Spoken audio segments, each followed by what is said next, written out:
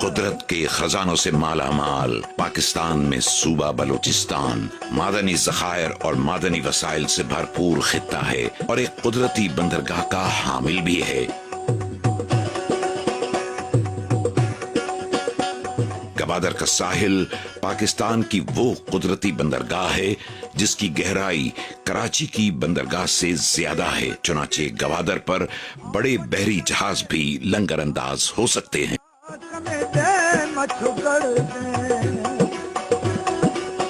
رقبے کے لحاظ سے پاکستان کا سب سے بڑا صوبہ بلوچستان پاکستان کے زمینی رقبے کا 43% جبکہ آبادی کے لحاظ سے 5% پر مشتمل ہے۔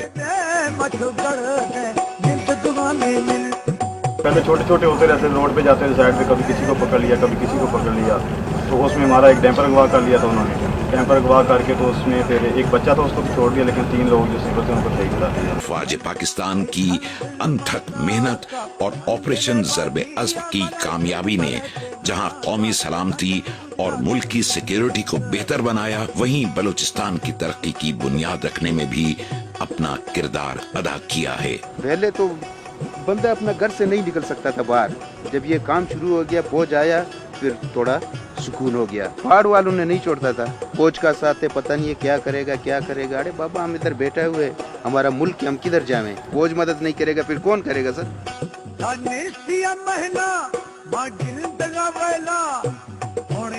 ابھی جو یہ روڈ بن چکا ہے اس کے پیچھے کمپنی آئی ہوئے ہیں، ہمارے یہ مچھلی جو ہے آگے ایکسپورٹ ہو رہی ہیں۔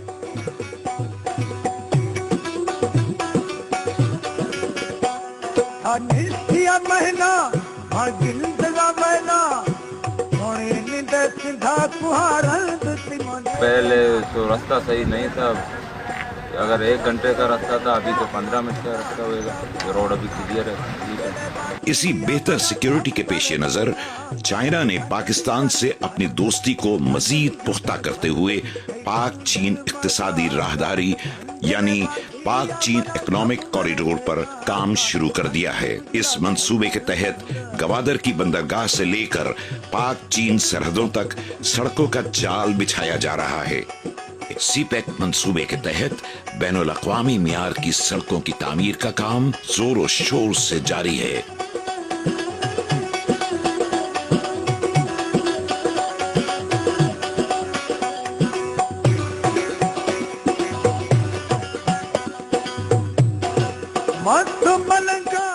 سی پیک کی شاہراہوں کی تعمیر کا کام فرنٹیئر ورک آرگنائزیشن کو سونپا گیا ہے۔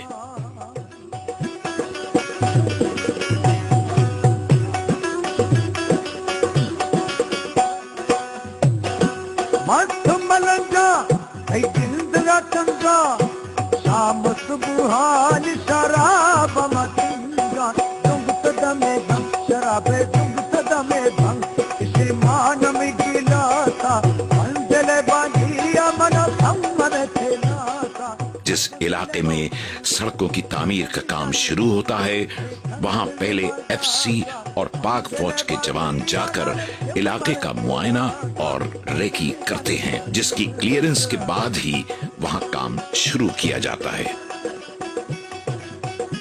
سیکیورٹی کا تو ایشو ہم نے کل کیا ہوا ہے، کوئی ایسی بات نہیں، ہم نے ریکی کی ہے کیونکہ یہاں پہ سول لیبر بھی ہماری کام کرتی ہے تو ہم ان کو کسی رسک میں نہیں ڈال سکتے۔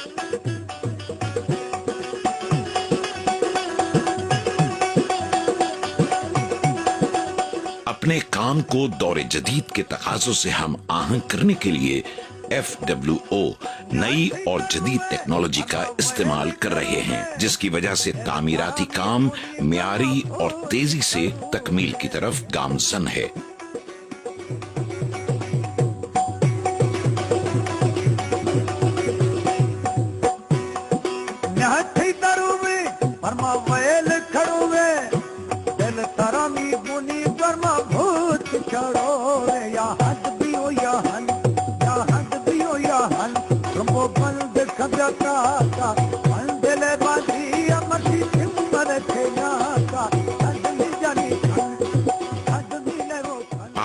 और पथरीली जमीन को बराबर करने के लिए ताकतवर और जदीद मशीनरी का इस्तेमाल किया जा रहा है।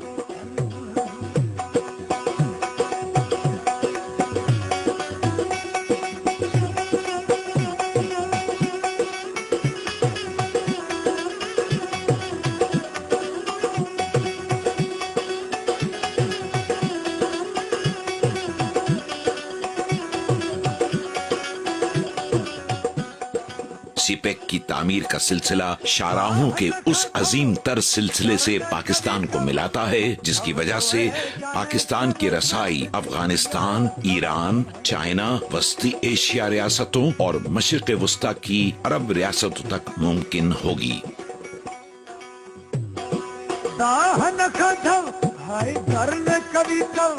तामीराती काम के साथ साथ पाक फौज और FWO ने अवामी फलाही मंसूबों की भी बुनियाद रखी है। अल्हम्दुलिल्लाह लोगों में भी काफ़ी अवेयरनेस आ रही है और ये जब रोड थ्रू होगा तो उससे इन लोगों का और भी हॉरिजन खुल जाएगा।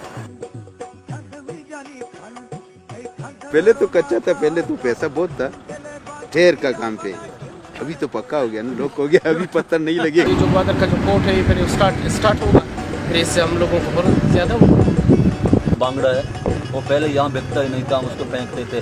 अभी जो ये रोड की वजह से वो बिक रहा है, उसको आगे एक्सपोर्ट कर रहे हैं।